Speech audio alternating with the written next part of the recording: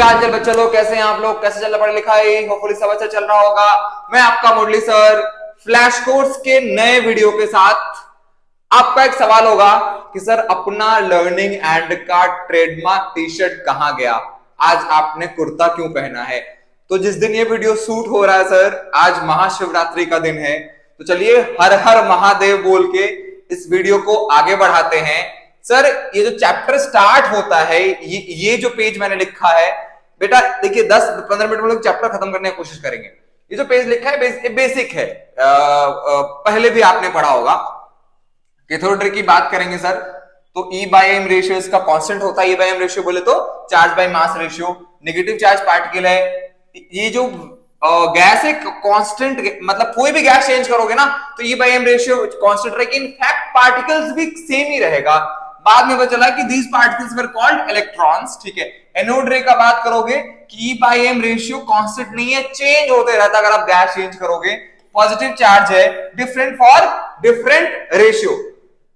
अब sir proton किसको बोला गया? तो जो पार्टिकल हाइड्रोजन से एसोसिएटेड होता था उसको प्रोटॉन बोला गया। फॉर एग्जांपल अगर आप यहां देख रहे हैं एक कोई भी आटम है एक्स, और एक सर टूट रहा है एक्स एन प्लस और एन इलेक्ट्रॉन माइनस। आ रही बात समझ में? एक्स एन प्लस और एन इलेक्ट्रॉन माइनस, तो ये वाला जो पार्ट है ना, ये कैथोड की तरफ अट्रैक्ट होगा, और ये वाला जो पार्ट है एनोड की तरफ अट्रैक्ट होगा। एनोड पॉजिटिव है तो नेगेटिव को अट्रैक्ट करेगा, और कैथोड यहां पे नेगेटिव है, इसको पॉजिटिव को अट्रैक्ट करेगा। तो सर इसी को बोला गया कैथोड रे और इसी को बोला गया एनोड रे। आ रही बात समझ में? रदरफोर्ड एक्सपेरिमेंट, सारा कहानी आपको पता ही होता है। जो वहां पे ड्रॉबैक आया था वो ये आया था कि अगर इलेक्ट्रॉन मूव कर रहा है तो it will lose energy and finally एक रेडियल पाथ, रेडियल मत बोलिए इसको, आप स्पाइरल पाथ बोलिए, finally it will follow a spiral path and finally the atom will collapse into nucleus. खत्म, एटम खत्म, दुनिया खत्म, संसार खत्म। ठीक है, एटम खत्म तो कुछ बचेगा ही नहीं ना sir.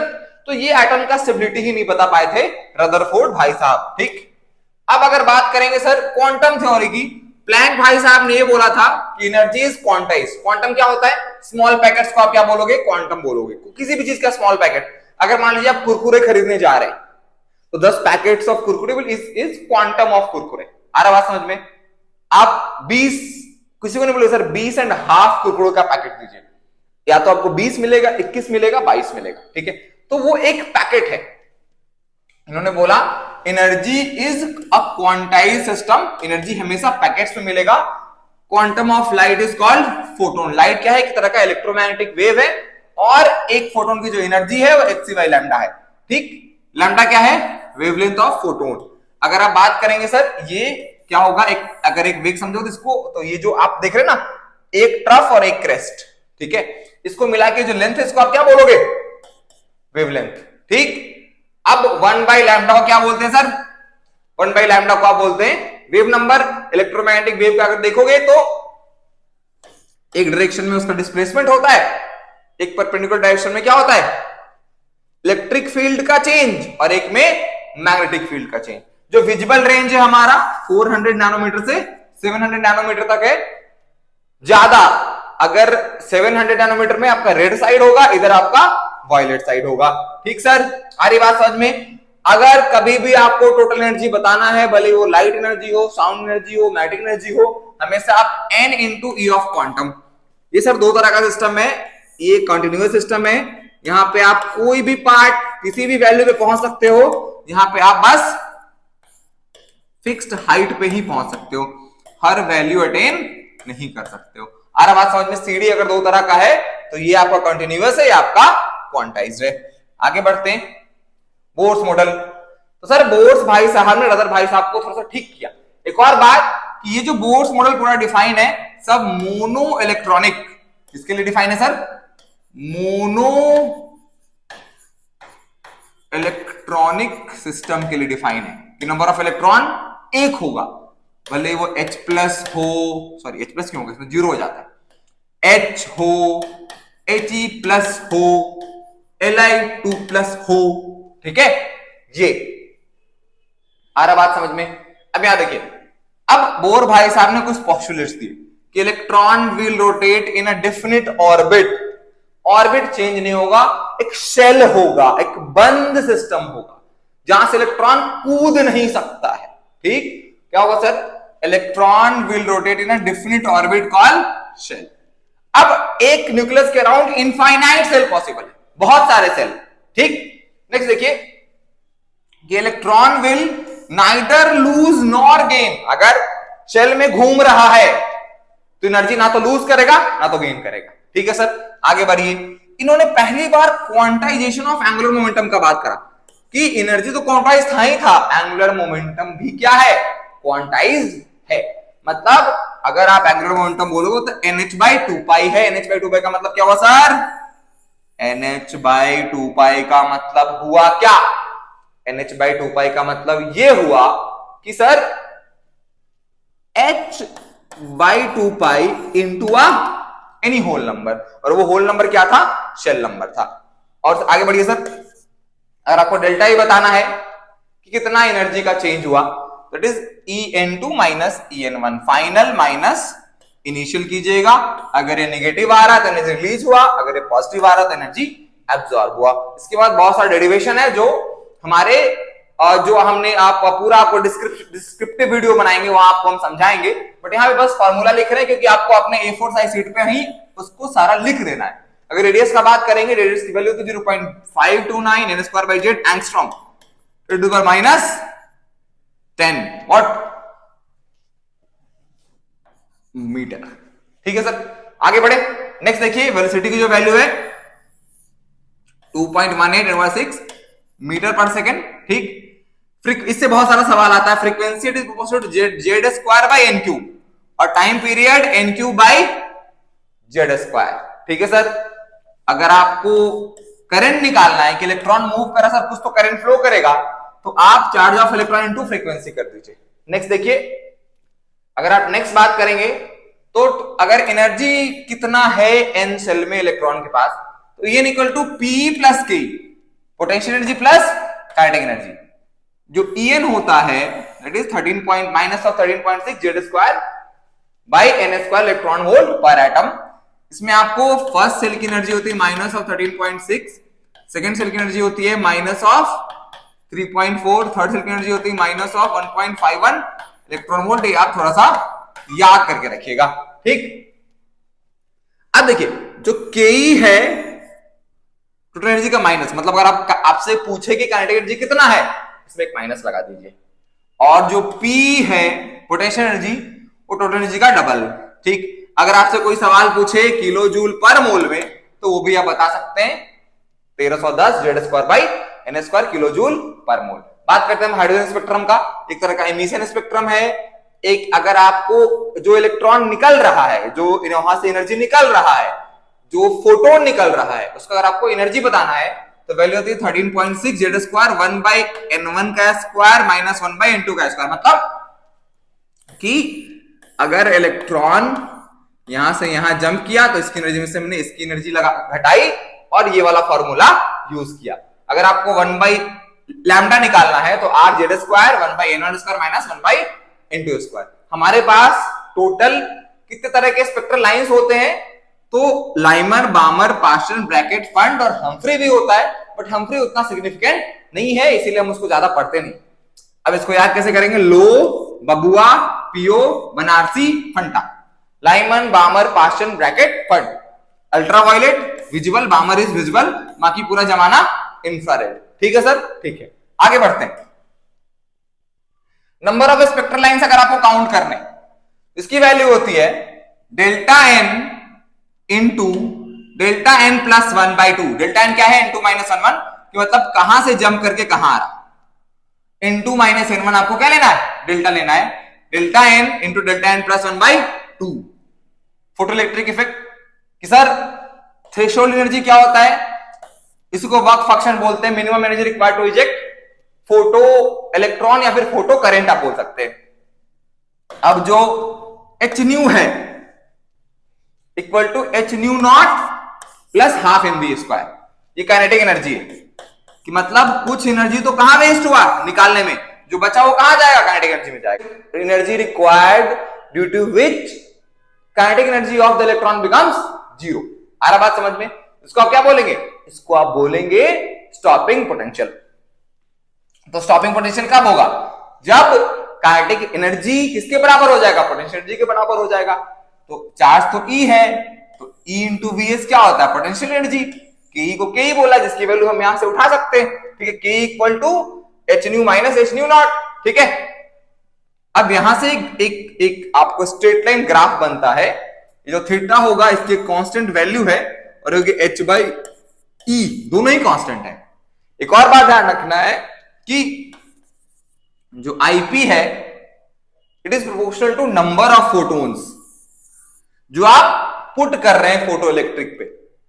It does not depend upon nu, कि कितना हाई फ्रीक्वेंसी है कितना लो फ्रीक्वेंसी है, इस पे डिपेंड नहीं करेगा।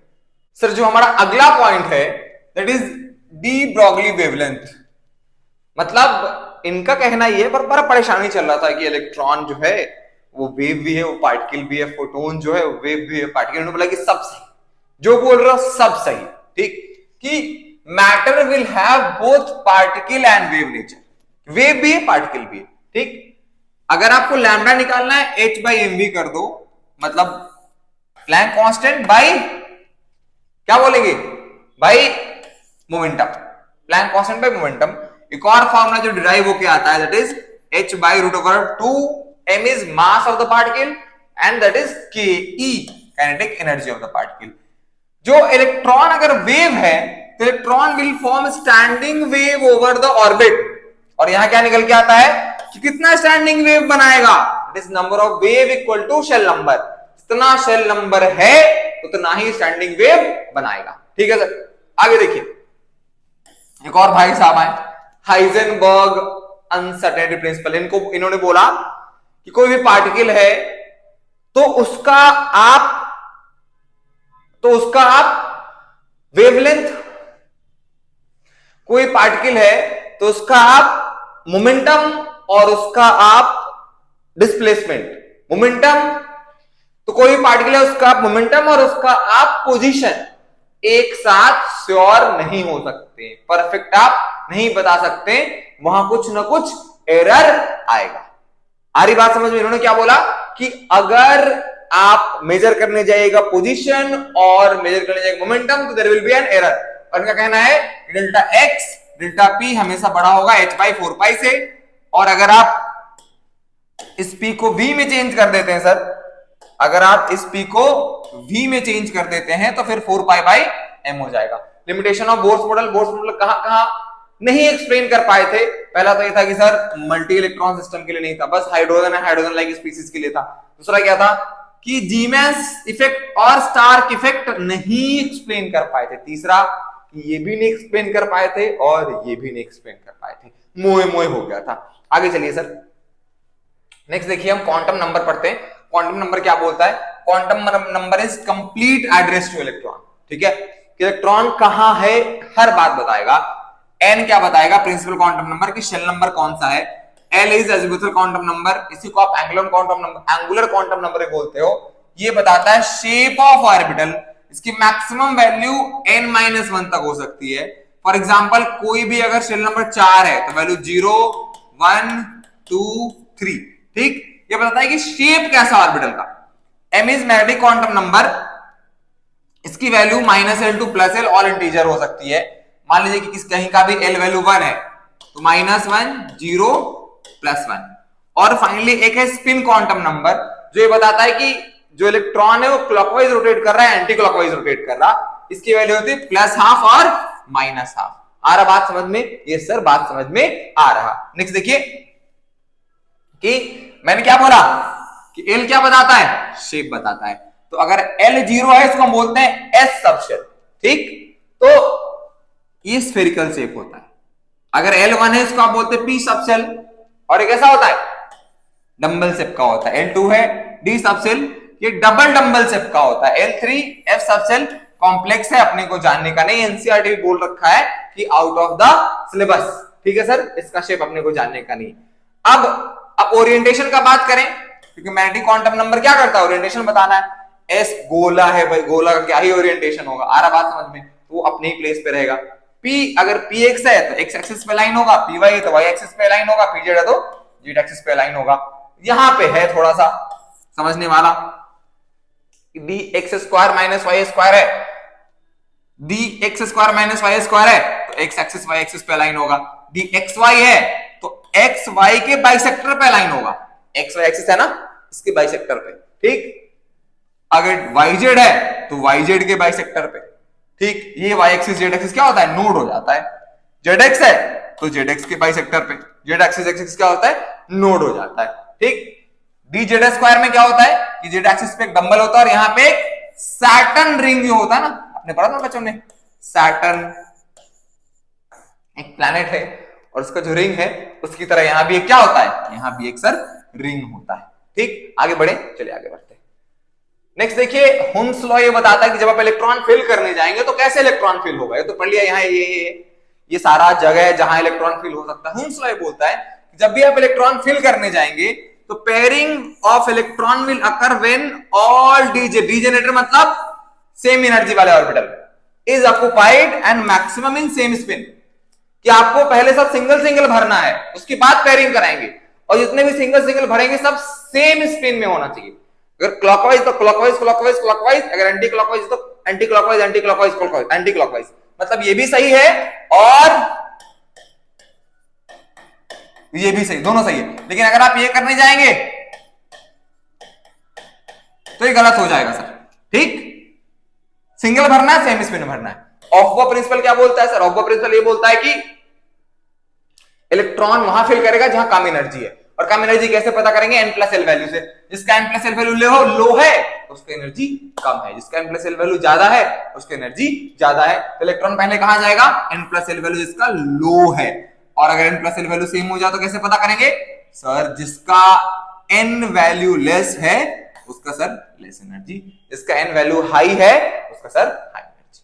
तो ये आप रट्टा मार लीजिएगा, बार बार वो बनाइएगा मत। 1s 2s 2p 3s 3p 4s 3d 4p 5s 4d 5p 6s, इस ऑर्डर में फिल होता है। आप इसको एक बार रट्टा मार के रखिएगा, ठीक है सर।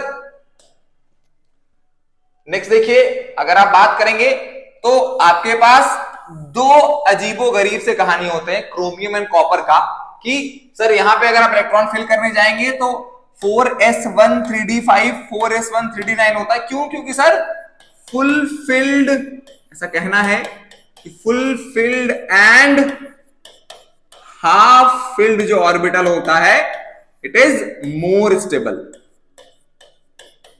आ रही बात समझ में, full filled and half filled orbitals are more stable. इसके दो रीजन है, एक तो है सर आपका सिमेट्री, ठीक है, एंड दूसरा है आपका एक्सचेंज एनर्जी, ठीक है। कि अगर इलेक्ट्रॉन एक्सचेंज क्या होता है देख लीजिए, कि इलेक्ट्रॉन अगर सेम डीजेनरेटेड ऑर्बिटल में है और अगर ये उठ के यहां से यहां आया, ये उठ के यहां से यहां आया, तो कुछ एनर्जी का लॉस होता है जिससे स्टेबिलिटी बढ़ता है। तो ठीक है सर, ये तो था हमारा एटॉमिक स्ट्रक्चर चैप्टर। जाइए, पढ़िए, पढ़ते रहिए, फोड़ते रहिए। All the best. और ये सब जो आप A4 साइज शीट पे बना रहे हैं वो आपके लास्ट रिवीजन में काम आएगा। Thank you.